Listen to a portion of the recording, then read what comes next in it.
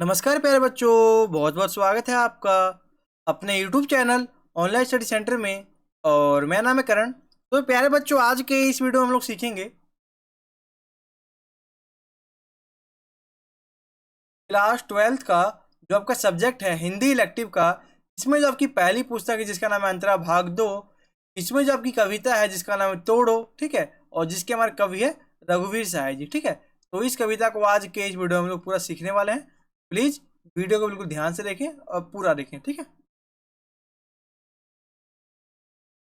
देखिए, कविता को शुरू करने से पहले पहले हम कविता का जो परिचय है ना, यानी इस पूरी कविता में पढ़ने के वाले हैं वो समझते हैं, ठीक है। देखो, तो कविता का नाम ही तोड़ो, ठीक है। तोड़ो कविता में आपको बताता हूँ थोड़ा, मैं अपने तरफ से थोड़ा बताता हूँ आपको एक्स्ट्रा कि तोड़ो जो कविता है इसमें कवि कवि ने बताया क्या। देखो, तोड़ने की बात है किस चीज की गई है, तो जो मनुष्य है उसकी मन की तुलना की गई है प्रकृति के साथ, ठीक है। तो देखो, जिस प्रकार प्रकृति जो होता है उसमें जो ये जो भूमि होती है, मान लो कहीं पर्वत है, पठार जहाँ पे चट्टाने हैं, तो उस चट्टानों को जब आप हटा दो तो भूमि उपजाऊ बन जाएगी। तो ठीक उसी प्रकार जो मनुष्य का मन है उसमें जो रूढ़िवादियां हैं, जो भी कुरीतियां हैं, जो भी चिंता है, जो भी कुछ भी है, उसको यदि मनुष्य समाप्त कर देगा तो वो अपना विकास बहुत ही अच्छे तरीके से कर पाएगा। ये मैंने आपको थोड़ा इंट्रोडक्शन दे दिया, अब पूरा समझते हैं क्या है। देखो, इस कविता में कवि ने सृजन हेतु, मान लो कुछ सृजन मतलब होता है क्रिएटिविटी, कुछ नया करना।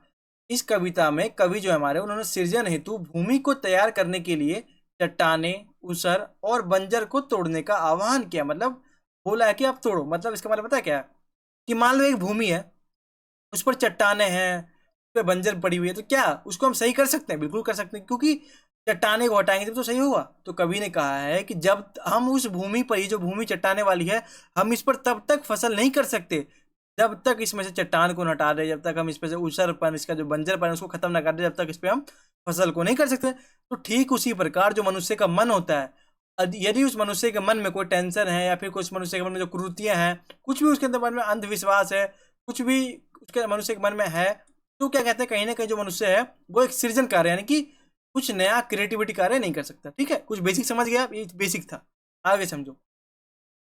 इस कविता में कवि ने प्रकृति की तुलना, जो प्रकृति है हमारा, उसकी तुलना मनुष्य के से मन के मनुष्य के मन से की है, ठीक है।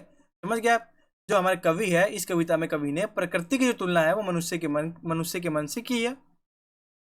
इस कविता में कवि ने मन में व्याप्त रूढ़ियां, जो मनुष्य के मन में व्याप्त जो पुरानी पुरानी बातें हैं, जो भी रूढ़िवादी बातें हैं, वो उन बातों को समाप्त करने की बात की, ठीक है। नहीं, ये जो कविता है इसमें कवि ने मन में व्याप्त, जो मनुष्य है उसके मन में जो भी व्याप्त रूढ़ियां हैं उसको समाप्त करने की बात कही है, ठीक है। आप कविता में क्या क्या वो समझते हैं, आप बेसिक समझ गए। देखो, इसका बेसिक यही है कि देखो, जिस प्रकार मैं आपको समझाता हूँ एक बार और, जिस प्रकार ये मान लो कोई भूमि है, इसमें बहुत सारी चट्टाने हैं, तो क्या इस पे आप फसल कर सकते हो, खेती कर सकते हो? नहीं कर सकते। आप बोलोगे बिल्कुल नहीं कर सकते। तो आपको इस भूमि को खेती योग्य यानी कृषि योग्य बनाने के लिए क्या करना पड़ेगा? आपको ये चट्टानों वगैरह को हटाना पड़ेगा। और जब आप चट्टानों को हटा दोगे तो ये भूमि कैसे हो जाएगी? तो ये खेती योग्य हो जाएगी। यानी कि ये जो चट्टाने हैं, जो पत्थर है, इसको आप जब तोड़ोगे, हटाओगे, साफ सुथरा करोगे, तो क्या है, ये कृषि योग्य हो जाएगी। तो ठीक उसी प्रकार जो मनुष्य का मन है उसमें जो रूढ़िवादी है, जो पुराने पुराने बातें हैं, कुछ भी मनुष्य के मन में कोई टेंशन वगैरह है, तो जब तक मनुष्य वो सब टेंशन को अपने दिमाग से हटाएगा नहीं, तब तक जो है वो कुछ नया नहीं कर सकता, कुछ क्रिएटिविटी कार्य नहीं कर सकता। अब क्या पंक्ति है वो समझते हैं। देखो, पहला काव्यांश आपके सामने है। तोड़ो तोड़ो तोड़ो ये पत्थर ये चट्टाने, ये झूठे बंधन टूटे, तो हम धरती को हम जाने। सुनते हैं मिट्टी में रस है, जिससे उगती दूब है, अपने मन के मैदानों पर व्यापी कैसी ऊब है, आधे आधे गाने। ये आपकी पहली काव्यांश थी। अब इसकी व्याख्या क्या बनती है सरल भाषा में, उसको समझ लेते हैं।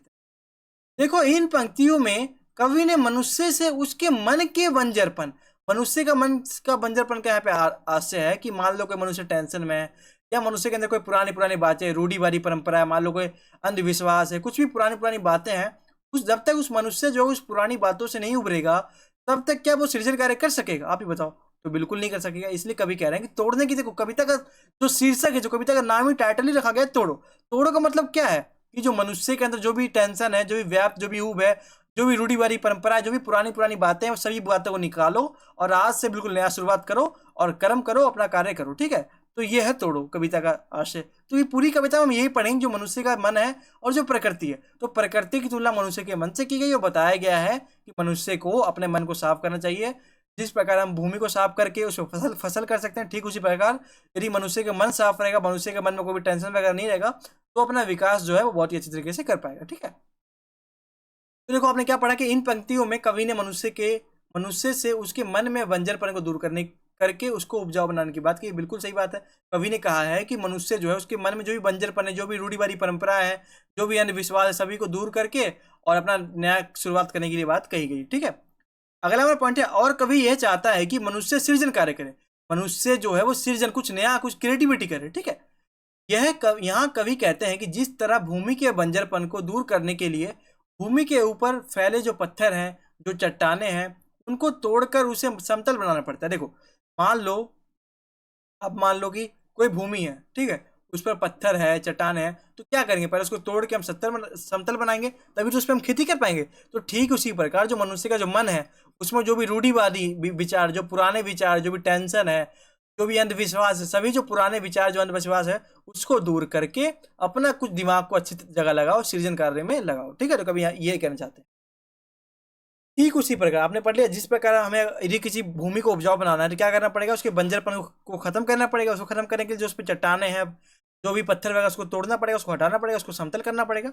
ठीक उसी प्रकार मनुष्य को जो उसके मन में अविश्वास, जो मनुष्य को अविश्वास लग रहा है कि वो उससे नहीं हो सकता, और समाज में कुरीतियां, जो समाज की कुरीतियां मतलब जो कमियां हैं, जो अंधविश्वास कैसे, जो समाज में अंधविश्वास चल रहा है, कुरीतियों के बंधन है, उन्हें तोड़ना हो पड़ेगा ताकि वह अपने मन को समझ सके। देखो, जब तक जो मनुष्य है ना, वो सामाजिक जो कुरीतियां हैं, जो सामाजिक में बुराइयां हैं, जो उसके मन में टेंशन है, उन सभी को नहीं समझेगा, उन सभी को दूर नहीं करेगा, तब तक वो कोई नया कार्य, कोई सृजन कार्य नहीं कर सकेगा। ठीक है, अगली पंक्ति क्या है, देखो इसकी व्याख्या क्या है अगली में।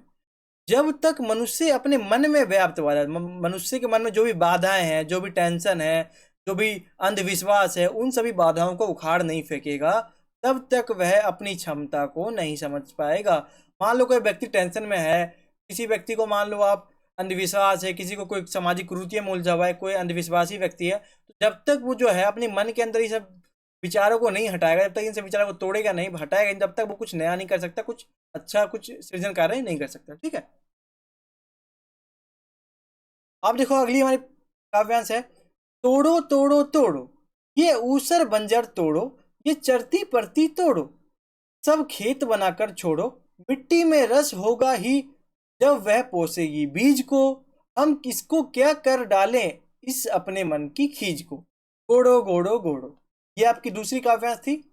अब इसकी व्याख्या क्या बनती है वो समझते। देखो, वे सभी चट्टाने और पत्थर जो भूमि को बंजर बना रही है, आप सभी को पता है कि चट्टान, एक भूमि है, उस पर चट्टाने पत्थर रखी हुई है, तो क्या कर रही है, चट्टाने पत्थर भूमि को बंजर बना रही है, उन्हें तोड़ दो, उन्हें हटा दो, उनको पूरा समाप्त कर दो और भूमि को उपजाऊ बनाओ। आप जब पत्थर चट्टाने को हटा दोगे, तोड़ दोगे, तो भूमि कहने की उपजाऊ बन जाएगी, समतल बन जाएगी, उपजाऊ हो जाएगी, उस पर हम फसल उगा सकते हैं। चरती तथा परती भूमि को उपजाऊ बनाकर, जो चरती भूमि है, जो परती, जो खाली पड़ी भूमि है, उसको उपजाऊ बनाकर उस पर खेती कर रहे हैं। बहुत से लोग जो हैं उस पर, उस भूमि को, जो चरती परती भूमि, उसको उपजाऊ बनाकर उस पर खेती कर रहे हैं। लेकिन जब तक मनुष्य अपने मन की उदासीनता, जो मनुष्य उदास है, उसका मन उदास है, अपनी मन की उदासीनता को खत्म नहीं करेगा, तब तक वह कोई भी सृजन कार्य नहीं कर सकेगा। मान लो कोई मनुष्य को मन में कोई उदासीनता है, कोई विचार है, कोई मान सकते हो आपको अंधविश्वास है, कोई टेंशन है, जब तक मनुष्य के दिमाग में टेंशन वगैरह रहेगा, तो कहीं ना कहीं जो है उसके मन में जो उदासीनता रहेगी, तब तक वो कोई भी सृजन कार्य, तब तक वो कोई भी कुछ नया कार्य, कुछ भी सृजन कार्य नहीं कर सकता। ठीक है, अगला हमारी पंक्ति है, इसलिए कवि कहते हैं, इसलिए जो हमारे कवि हैं वो कहते हैं कि जब मिट्टी में रस होगा, जब मिट्टी जो है, यानी रस का मतलब क्या है, अर्थात जब मिट्टी उपजाऊ होगा, मिट्टी में उपजाऊपन होगा, तभी तो वह बीज को पोसेगी। जो बीज अब, जैसे मान लो मिट्टी में बीज डालते हो, मान लो किसी फसल की, जब मिट्टी उपजाऊ ही नहीं होगी तो बीज को कैसे पोसेगी, ठीक उसी पड़ेगा। ठीक है, यहाँ पे क्या कहा गया कि कवि कहते हैं कि जब मिट्टी में रस होगा, यानी जब मिट्टी उपजाऊपन होगी, तभी वो पोसेगी बीज को, फिर यही बीज आगे चलकर फसल का रूप ले लेगा। ठीक है, जब बीज, मिट्टी उपजाऊ होगी तो बीज बढ़िया पूछेगा तो फिर बढ़िया फसल का जो है उत्पादन होगा। इसलिए जब तक मनुष्य के मन में यह बाधाएं हैं और रूढ़ियां दूर नहीं होगी, तब तक मनुष्य सृजन कार्य नहीं कर पाएगा। यानी कि कवि कहना चाहते हैं कि जब तक मनुष्य के दिमाग में टेंशन, अंधविश्वास, कुरीतियां, पुराने पुराने गंदे गंदे विचार, रूढ़िवादियां, जब तक ये पुराने पुराने गंदे फंदे विचार जो है, गंदे गंदे विचार, ये सभी जो अविश्वास विचार है जो उसको डिमोटिवेट करते हैं, मनुष्य को टेंशन में लाते हैं, जब तक ये सभी विचार उसके दिमाग से खत्म नहीं होंगे तब तक वो कोई भी नया कार्य नहीं कर सकेगा। अब देखो हमारा क्या विशेष बनता है, पूरी जो हमारी कविता थी इसका क्या विशेष बनता है वो समझते हैं। देखो इस कविता में प्रकृति की तुलना मन से की गई है, यानी जो हमारी प्रकृति है उसकी तुलना किससे की गई है, तो आप कहोगे मनुष्य से, मनुष्य के मन से की गई है। इस कविता में लयात्मकता, यानी इस कविता को आप एक लय में गा सकते हो, ठीक है। इस कविता में खड़ी बोली का प्रयोग किया गया, खड़ी बोली का प्रयोग किया गया है। इस कविता में देशज शब्दों का प्रयोग किया गया है।